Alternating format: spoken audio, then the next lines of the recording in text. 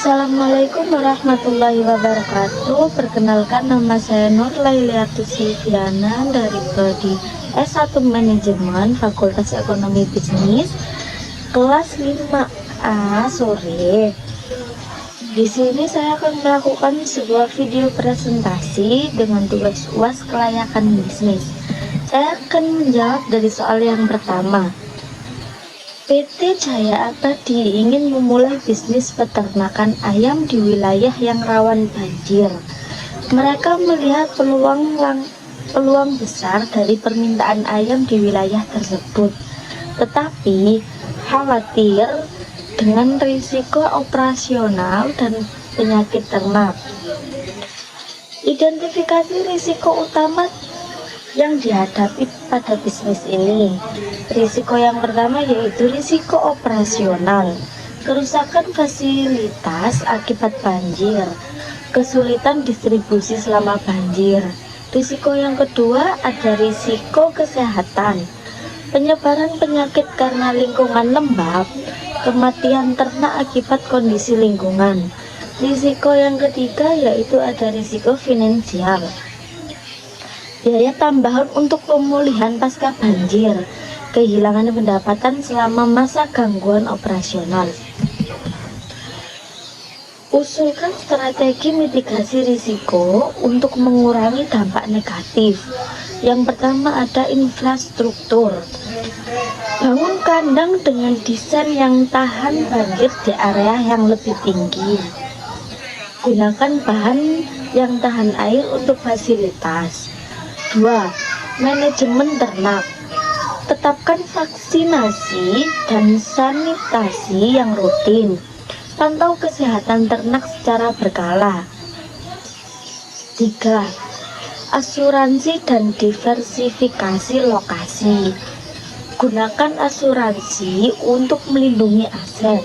Pertimbangkan lokasi peternakan tambahan di area yang tidak rawan banjir. Yang keempat, rencana darurat. Sediakan fasilitas cadangan untuk evakuasi dan perlindungan ternak selama banjir. Untuk soal yang kedua ini, sebuah perusahaan mempertimbangkan investasi dalam proyek teknologi dengan biaya awal 500 juta tambah 30 juta. Proyeksi arus kas bersih tahunan adalah 150 juta ditambah 30 juta selama 5 tahun. Tingkat diskonto yang digunakan adalah 12%. Hitung nilai sekarang bersih NPV atau Net Present Value. Perhitungan NPV sendiri rumusnya ada di sebelah sini. Diketahui biaya awal Rp 530 juta, arus kas tahunan 180 juta, tingkat diskonto 12% atau 0,12. Durasinya 5 tahun. Langkah perhitungannya seperti ini bertahap dari tahun pertama, tahun kedua sampai tahun kelima. Di sini saya akan menjelaskan nilai arus diskonto tiap tahunnya. Tahun pertama itu sekitar 160 juta sekian, tahun kedua 143 juta sekian, tahun ketiga 128 juta sekian, dan tahun keempat 114 juta sekian, tahun kelima 102 juta sekian. Untuk total nilai arusnya itu di 604.859.716 rupiah. Jika IRR proyek adalah 14%, apakah proyek ini layak dijalankan?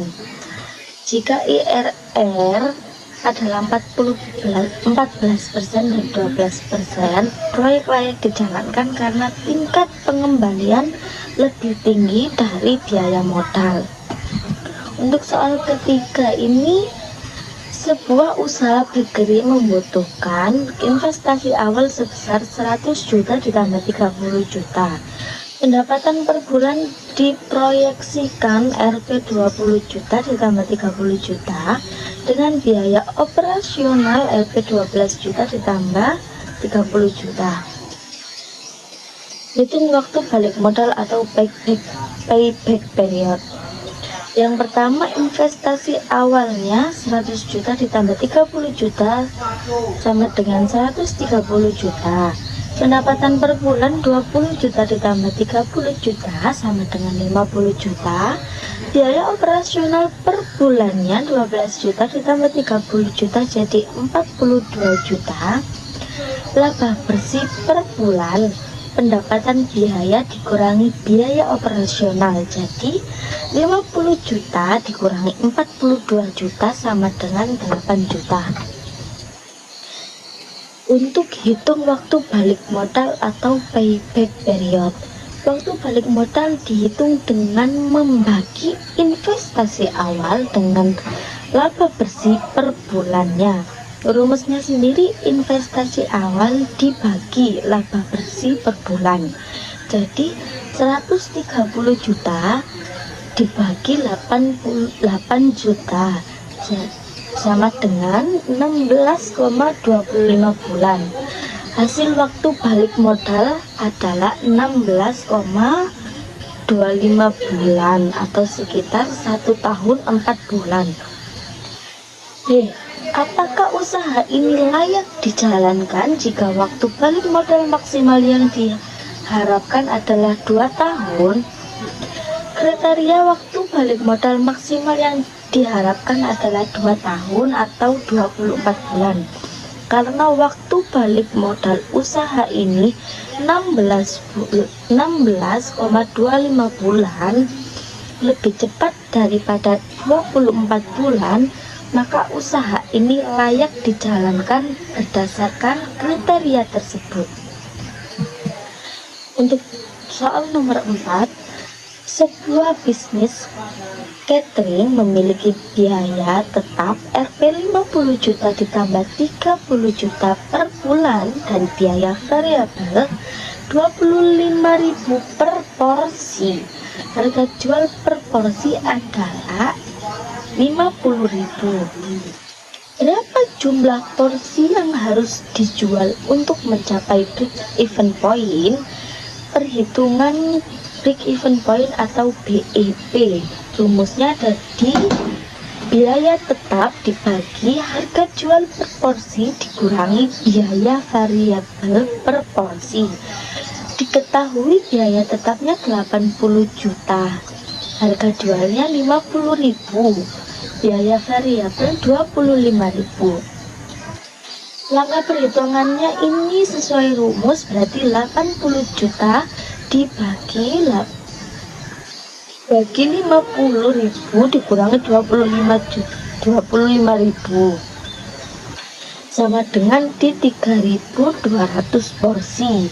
Nah, untuk B, jika rata-rata penjualan per bulan adalah 2.000 porsi, apakah bisnis ini menguntungkan? Nah, untuk rata-ratanya dari 2.000 porsi, laba bulannya ini sekitar minus 30 juta.